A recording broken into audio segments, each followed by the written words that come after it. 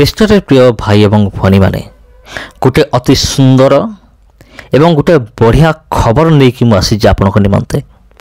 ଖବରଟି ଏହିପରି, ଅକ୍ଷୟ କୁମାର ହିନ୍ଦୁ ଧର୍ମକୁ ପରିତ୍ୟାଗ କଲେ। ଅକ୍ଷୟ କୁମାର ତାଙ୍କ ପରିବାର ହିନ୍ଦୁ ଧର୍ମକୁ ପରିତ୍ୟାଗ କରି ସେମାନେ ଖ୍ରୀଷ୍ଟିଆନ ହେଲେ। ତେବେ ଏକଥା ବନ୍ଧୁଗଣ ମୁଁ କହୁନାହିଁ, ଏକଥା କିଏ କହୁଛି? ଏକଥା କହୁଛି ଜଣେ ଖ୍ରୀଷ୍ଟ ବିରୋଧୀ ବାବା। ସେ ପୁଣି ନିଜେ ଯୀଶୁଙ୍କ ବିଷୟରେ ପ୍ରଚାର କରୁଛି ଯେ ଅକ୍ଷୟ କୁମାର ଖ୍ରୀଷ୍ଟିଆନ ହେଲେ ବୋଲି। ଜଣେ ବାବା ଯାହାଙ୍କ ନାମ ହେଉଛି ଅନିରୁଦ୍ଧ ଆଚାର୍ଯ୍ୟ। ଆଉ ଏଇ ବାବା ଜଣକ ଅନେକ ଥର ଖ୍ରୀଷ୍ଟିଆନିଟି ବିରୁଦ୍ଧରେ ଆଉ ପ୍ରଭୁ ଯୀଶୁଖ୍ରୀଷ୍ଟଙ୍କ ବିରୁଦ୍ଧରେ ଆଉ ବହୁତ ଥର ସେ କଥା କହିଛି ଏବଂ ସବୁବେଳେ କଥା କହେ। ଯଦି କିଏ ପ୍ରଭୁ ଯୀଶୁଖ୍ରୀଷ୍ଟଙ୍କୁ ବିଶ୍ୱାସ କଲା ସେଇଟା ତାକୁ ପସନ୍ଦ ଆସେ ନାହିଁ। ଯଦି କିଏ ଚର୍ଚ୍ଚ ଗଲା ସେଇଟା ପସନ୍ଦ ଆସେ ନାହିଁ। ଯଦି କିଏ ଯୀଶୁଙ୍କ ନାମରେ ପ୍ରାର୍ଥନା କରୁଛି ସେଇଟା ମଧ୍ୟ ୟାର ପସନ୍ଦ ନୁହେଁ। ଆଉ ଏ ବାବା ଜଣକ ପୁରାପୁରି ସମ୍ପୂର୍ଣ୍ଣ ରୂପରେ ଇଏ ହେଉଛି ଖ୍ରୀଷ୍ଟ ବିରୋଧୀ ବାବା। ଏ ବାବା ଜଣକ ହେଉଛି ଅକ୍ଷୟ କୁମାର ହିନ୍ଦୁ ଧର୍ମ ଛାଡ଼ି ଦେଇକି ସେ ଖ୍ରୀଷ୍ଟିଆନ ହେଲା। କାରଣ ଅକ୍ଷୟ କୁମାରର ଗଳାରେ ଏକ କ୍ରସ୍ର ଗୋଟେ ଲକେଟ ଅଛି। ଅକ୍ଷୟ କୁମାର ଗଳାରେ କ୍ରସ୍ର ଲକେଟ ଅଛି, ସେଥିପାଇଁ ସେ ହେଉଛି ଖ୍ରୀଷ୍ଟିଆନ। ଆଉ ଏ ବାବା ଜଣକ ମଧ୍ୟ କହୁଛି ଯଦି ସେ ହିନ୍ଦୁ ହେଇଥାନ୍ତା ତେବେ କ୍ରସ୍ର ଲକେଟ ନ ଲଗେଇକି ସେ ଓମ୍ର ଲକେଟ ଲଗେଇଥାନ୍ତା। ଆଉ ସେମିତି ନ ହେଇକି ସେ ଖ୍ରୀଷ୍ଟିଆନ ଲକେଟ ଲଗେଇଛି ମାନେ ସେ ଖ୍ରୀଷ୍ଟିଆନ।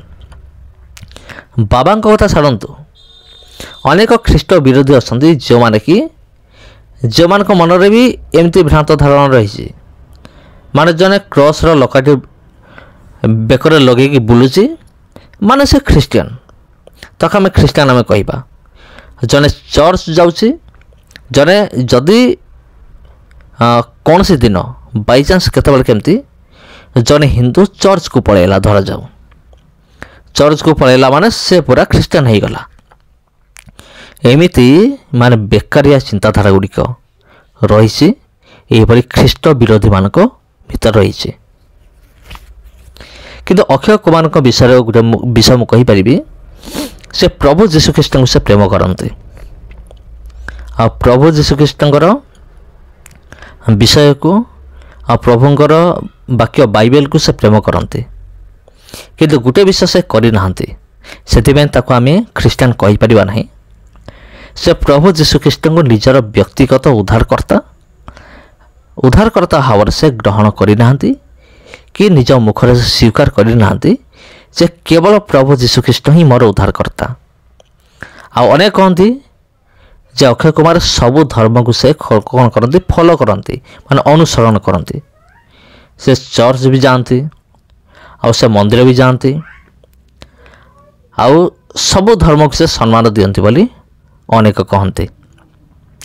ତେବେ ପ୍ରିୟ ବନ୍ଧୁଗଣ, ବର୍ତ୍ତମାନ ଆମେମାନେ ଆତ୍ମିକ ବିଷୟ ଆମେ ଆଲୋଚନା କରୁଅଛୁ ଯେ ପର୍ଯ୍ୟନ୍ତ ଜଣେ ପ୍ରଭୁ ଯୀଶୁଖ୍ରୀଷ୍ଟଙ୍କୁ ନିଜର ବ୍ୟକ୍ତିଗତ ଉଦ୍ଧାରକର୍ତ୍ତା ଭାବରେ ସେ ଗ୍ରହଣ କରିନାହିଁ ବା ନିଜ ମୁହଁରେ ସେ ସ୍ୱୀକାର କରିନାହିଁ ଯେ ପ୍ରଭୁ ଯୀଶୁଖ୍ରୀଷ୍ଟ ହେଉଛନ୍ତି ମୋର ଉଦ୍ଧାରକର୍ତ୍ତା, ସେ ପର୍ଯ୍ୟନ୍ତ ଆମେ ତାକୁ କେବେ ହେଲେ ମଧ୍ୟ ଖ୍ରୀଷ୍ଟିଆନ ବୋଲି କହିପାରିବା ନାହିଁ।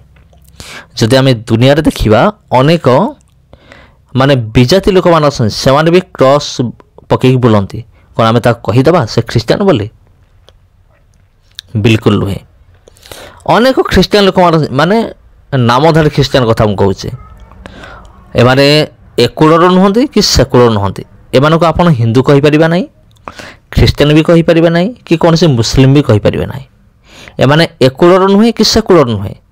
ସେମିତି ଲୋକ ବି ଅଛନ୍ତି, ସେମାନେ ଚର୍ଚ୍ଚକୁ ଯାଆନ୍ତି ଆଉ ସେମାନେ ମସଜିଦକୁ ମଧ୍ୟ ଯାଆନ୍ତି, ଆଉ ବାକ୍ୟ ମଧ୍ୟ ଶୁଣନ୍ତି ଚର୍ଚ୍ଚକୁ ଆସିକି। ତା ବୋଲି ସେମାନେ କହିବେ ଯେ ଆମେ ହେଉଛୁ ଖ୍ରୀଷ୍ଟିଆନ। କ'ଣ ସେମାନେ ଖ୍ରୀଷ୍ଟିଆନ? ବିଲକୁଲ ନୁହେଁ।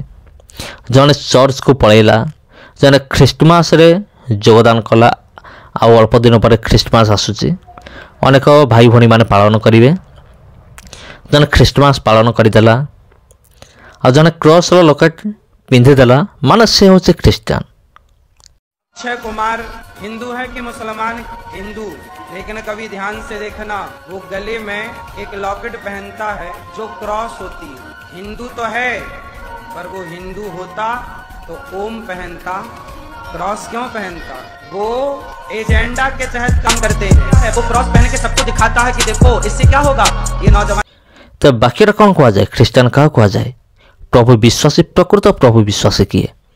रोमियो तार 10 पर्व 9 एवं 10 ये लिखा अच्छे, जर तुम्हें जदि मुखरे जीशु को प्रभु बोली स्वीकार करिवो आ ईश्वर तांको मृत मान मध्य उठाई आसंती बोली हृदय विश्वास करिवो तबे परित्राण प्राप्त हब। 10 कारण धार्मिकता प्राप्ति निमंते मनुष्य हृदय विश्वास करे और परित्राण प्राप्ति निमंते मुखरे स्वीकार करे। तबे प्रिय बंधुगण, वीडियो को लाइक करंतु, वीडियो को शेयर करंतु और चैनल को सब्सक्राइब करंतु। समस्त को नमस्कार।